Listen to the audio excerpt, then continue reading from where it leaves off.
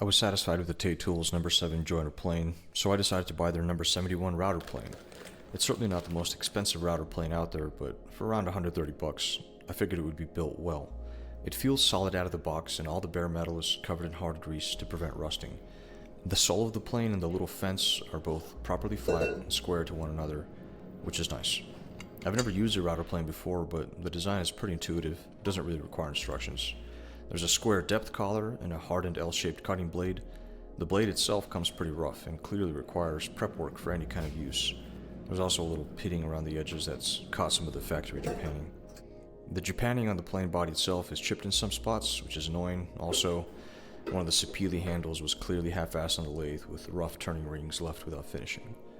I got to work on the blade and found that it's actually really rough, with one corner badly rounded off.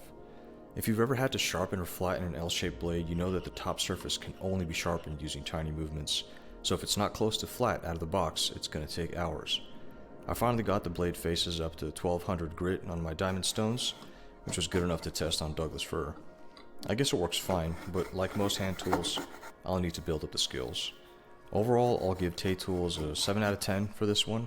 I think it's about 20% overpriced.